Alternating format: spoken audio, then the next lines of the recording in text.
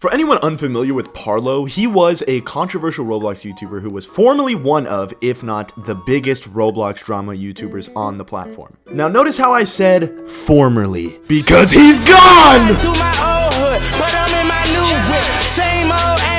Sorry, I'm not a big fan of Parlo.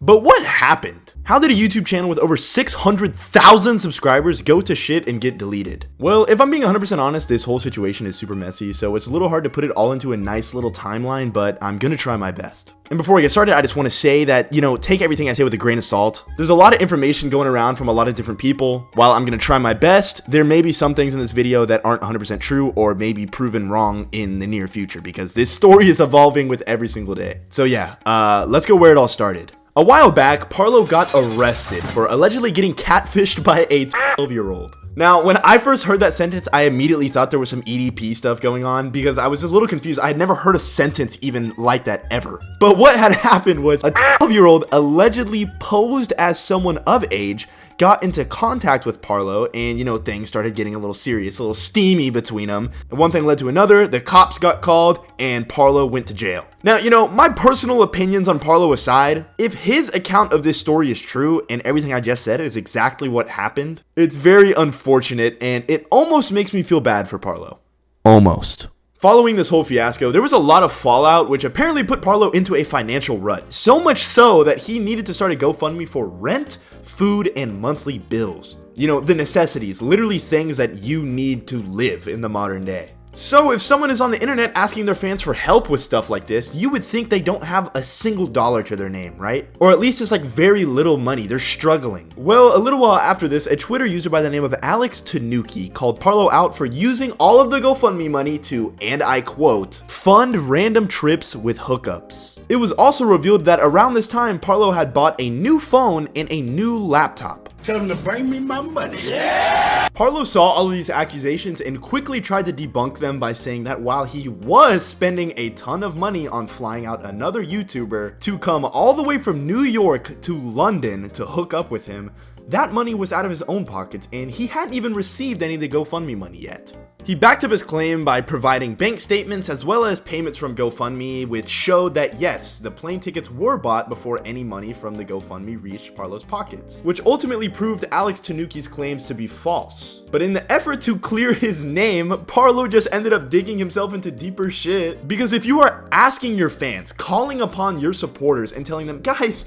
I need help, I can't afford rent, I can't afford food, I can't pay my bills, then surely you shouldn't have the money to be able to fly someone across the ocean just to come hang out with you and get freaky with you, bro. Like, that's not how it works, man. Now, some of you are probably wondering, who was Parlo getting freaky with? Who is this YouTuber? Well, his name is Internet Adjacent. Internet Adjacent is a YouTuber who talks about drama, lolcows, and just trending topics. I actually used to watch some of his stuff, so seeing him be like the center of all of this is just so insane to me. Unlike Parlo, Internet Adjacent doesn't make a lot of Roblox content. But what's funny is the few Roblox related videos he has on his channel are videos of him defending Parlo in some of his many controversies, which really just puts into perspective how long things between them may or may not have been going on. I'm not trying to make any claims here. I'm just wearing my little conspiracy theorist hat, that's all. During the time that Internet Adjacent was staying in London with Parlo, the two of them had a falling out, which led to them both dropping insane documents, basically trying to paint one another as the bad guys. Parlo's document in particular goes into disgustingly graphic detail, basically giving all of his viewers the exact play-by-play of how things between him and Internet Adjacent went down. Weird, buddy. You're weird. But why? Why was Parlo and Internet Adjacent airing all of this stuff out? Well, the purpose of Parlo's document was to expose alleged sexual misconduct between him and Internet Adjacent, which is a very serious claim to make. Someone like Parlo with a large platform can't just go around making false claims of SA. Like, that would be insane to do. However, a lot of people took issue with this document because while the claims Parlo made were very serious, like I just said, many people, myself included, felt like the graphic detail he used was just just unnecessary, like very, very, very unnecessary. Especially when you take into account that his audience is primarily made up of children. And if you don't believe me, here's a YouTube short a Parlo fan made that just shows how clueless his audience really is to this whole situation. While Parlo's document is absolutely huge, there is a specific part from it that has been getting a lot of attention as it really highlights how unnecessary the details Parlo gave really were. And it's about everyone's favorite Disney princess, Cinderella. What did they do to you, Cinderella? What happened? According to Parlo, Cinderella is the name of a glittery purple dildo him and internet adjacent used during their little hangout session. Why is it named Cinderella? I don't know. I don't know. He does not elaborate why it's named Cinderella. That's just the name. Parlo makes the bold claim that the use of Cinderella was something that he was against, which again is a very, very serious claim to make.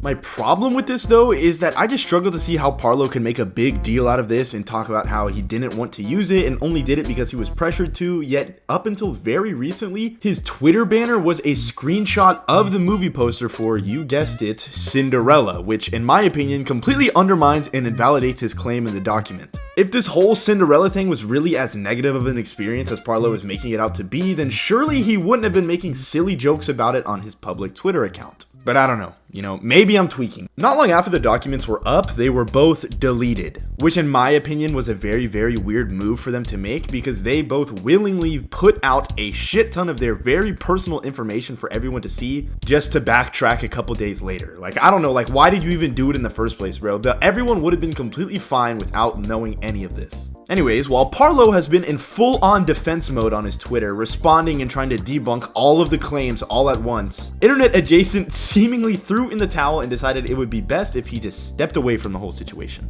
Which in my opinion was the smart thing to do here. Well, actually the smart thing to do would be to just handle this personal business behind closed doors like normal people, but I guess this is the next best thing. The two different responses to the backlash is almost like yin and yang. You have Parlo going down, kicking and screaming and just burning everything to the ground and making things worse by just lashing out on Twitter. And then you have internet adjacent who is completely silent and covering his tracks. But unfortunately for internet adjacent, no matter how hard he may be trying to hide from the internet right now, people on his YouTube channel are making it pretty hard because these comments on his recent community post talking about the situation are absolutely brutal. Having intercourse with Parlo out of like 7 billion people on Earth is just horrendous to think about. Was the Cinderella good? Not even mad that you gay, cause I like men too. I'm just disappointed cause you picked Parlo out of all people. Parlosi cannot be that good. Alright bro, that's enough. While internet adjacent probably isn't having the best time seeing his notification box getting flooded with Parlosi comments, at least he still has his channel, unlike Parlo. Sorry. The deletion of the Parlo YouTube channel is actually a pretty big deal because it didn't go down the way I personally thought it did. When I saw the channel was deleted, I had just figured he took it down himself in response to all the negative attention, but apparently it goes much deeper than that. A lot of big YouTubers give channel access to other people like editors and stuff just to make their lives a little easier and help content get pushed out more frequently. Well, apparently Parlo did the same thing to a couple of people, one of them being named Mugen, or Mugen, or Muggin. I'm gonna say Mugen, okay? According to Parlo, Mugen went behind his back and posted a bunch of inappropriate videos onto Parlo's channel. And since Parlo's channel already had 2 strikes from previous controversies, YouTube struck his channel for the last time and it was promptly terminated. While this all sounds very malicious, the person behind the termination, Mugen, claims that he did it for Parlo's own good. According to Guamgo, I don't know how to pronounce his name. According to Guamgo's most recent upload as of recording this video, the videos Mugen uploaded were unlisted, meaning only people who had the link to these videos could see them. He uploaded these because to him, Parlo would never learn, and so instead of waiting for Parlo's channel to get deleted by natural causes, Mugen took matters into his own hands and put it down like Ol Yeller. I can see where both Parlo and Mugen are coming from here, as clearly it was about time Parlo got off the internet, but at the same time, forcing the deletion of a YouTube channel that isn't even yours is pretty fucked up. I'm sure by the time this video goes out, there's going to be even more developments in this drama, as it seems to be evolving every single day. But let me know what you guys think about all this shit in the comments, because I'm interested to know what y'all have to say. Anyways, I don't really have any funny quips to end this off on. The whole situation's pretty fucked up. I really don't have anything to say now. So, yeah. Explosion effect.